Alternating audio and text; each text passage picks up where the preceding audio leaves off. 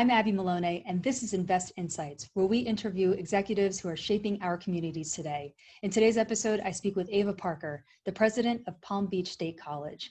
Ava, how have you used the months prior to fall semester during this pandemic to help inform and adapt your curriculum and approach to in-person, online, and hybrid classes? I'd say to you that it was pretty amazing that I thought we were going to be ahead of the game because we had an earlier spring break than most other institutions in our community. And so, man, we're going to use this time. We're going to figure out a few things, and when we come back, we'll be able to adapt to what we thought was going to be a small change to what we were doing. So we were pretty amazed when basically we had to stop everything, and within 1 week, kind of transition so much of our work to remote. So basically it was first transitioning our academic experience as much as possible. It was postponing our academic experience when necessary. And then eventually it was also transitioning our direct services from our employees. And so what I'd say to you is that kind of dealing with it along the way, it really did inform what we should do for the fall semester. That is that once we kind of had this idea about what a remote experience should be like. So prior to the pandemic, we either had classes that were traditionally online or classes that were face-to-face. We added in this whole new experience that we call remote live. So students would show up at a Zoom experience at the same time they would be in a class and have this exchange with their professor. Just instead of being face-to-face, they would be at home or someplace else with their device. So what I'd say to you is that kind of transitioning up to this point, it helped us to see that kind of this whole remote live type of delivery was something that worked for our students. It helped us to see that it allowed us as a business to not be so limited to just kind of, here's what happens at the Boca campus and here's what happens at the Gardens campus. But one positive thing is that we could offer all these experiences for our students because they didn't have the travel time anymore. So I can say that it changed the way we scheduled our classes. It changed the way we offered some of our classes. Certainly for some of our in-person classes that would not transition, we were creative and found ways to keep our students safe and still offer a quality academic experience. What are the opportunities and innovations stemming from the pandemic that you can see benefiting the higher education sector overall, but specifically Palm Beach State's operations in a post-COVID landscape? So let me just give you an example. It's so interesting. So we have 5 different campuses throughout Palm Beach County. And I would say from my Boca campus to my Belle Glade campus, it probably takes about an hour, to get from one campus to the other. And so when we look at our travel budget and look at the difference that's happening with that particular line item, it used to be that we paid a lot of money to have people go from one campus to the other. People would think that maybe our travel budget on this idea of actually, how much it costs for us to go to Tallahassee, how much it goes to a conference, but the balance of it was the amount of money that we spent going from campus to campus to attend meetings. And this whole idea of conference calls or even using video conferencing was something that we just didn't want to do. We thought we needed to be face-to-face in order to understand the issue and solve the problem. So what I'd say to you is that, one thing that's positive that's come out of this is that we really have learned how technology can transform our business and help us save money. We've learned that it's okay for us to talk the same way you and I are talking today, as opposed to having you come from Miami to Palm Beach for us to have this conversation and we can still transact business. So I would say that's one thing that is going to help us with our budget, help us financially, but also will help us just use our time more wisely and certainly allow us to use technology to further transact business for the college, both on the academic side as well as on the operations side of the institution.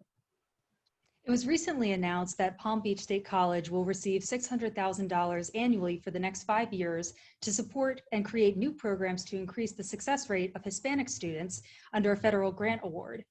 Why are inclusive, diversity-based programs and initiatives so important to the overall success of the college? So I probably could talk about this all day because we're so excited about it. So the first thing I'd say to you, we're very unique in that we think what happens in Palm Beach County is really mirrored by what happens at Palm Beach State College. So the college itself, we're about a third Black, a third white, and a third Hispanic. And that's how we think our county is growing. So certainly it is very important that we ensure that no sector of our community is left behind as we continue to grow as a region. And the next thing I'd say to you is not as if any strategies that we put together to specifically help Hispanic students don't also help students across the board.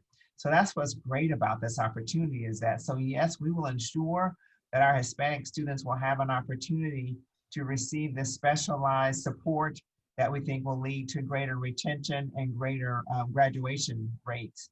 But also I think that as we research, as we do things, as we prepare programming, not only is it that our Hispanic students will benefit, but all of our students will benefit. Like for instance, we really are going to be working with our faculty to ensure they have the kind of training to ensure the success of our Hispanic students, but that training will also benefit all of our students. And that's just one of the things that we'll be doing with our teaching and learning centers for our faculty that we think will be good for the entire college as a whole.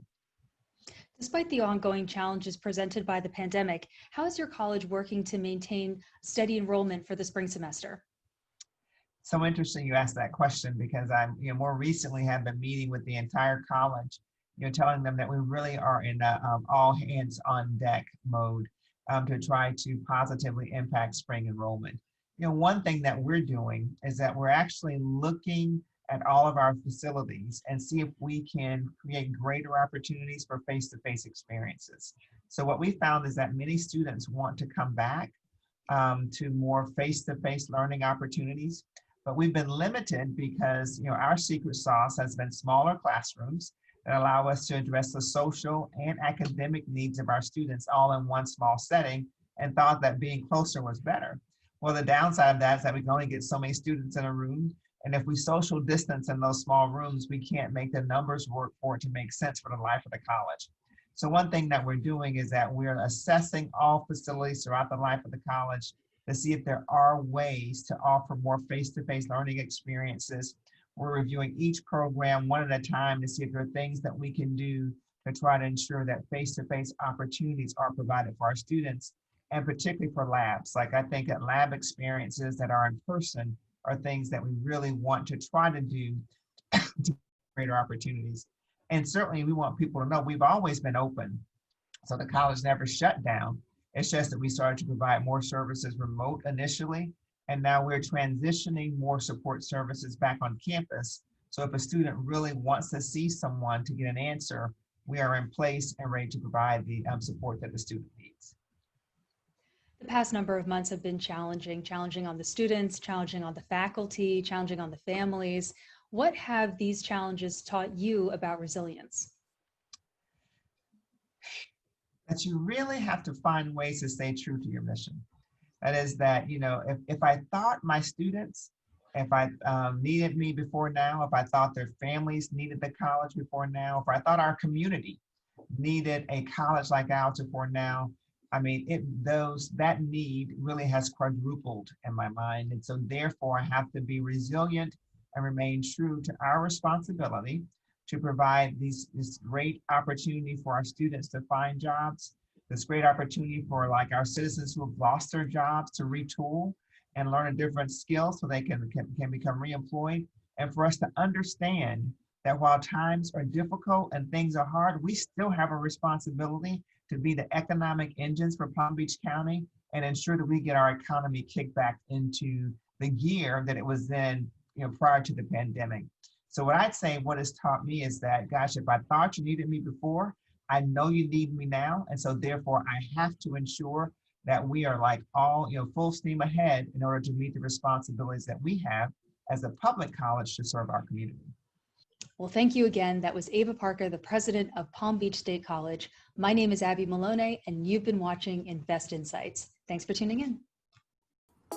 Hey everyone, don't forget to like this video and subscribe to our channel so that you can stay up to date on the latest business trends from our knowledgeable experts. Be sure to check out the description below for more information on the segment you just watched. Thanks for tuning in.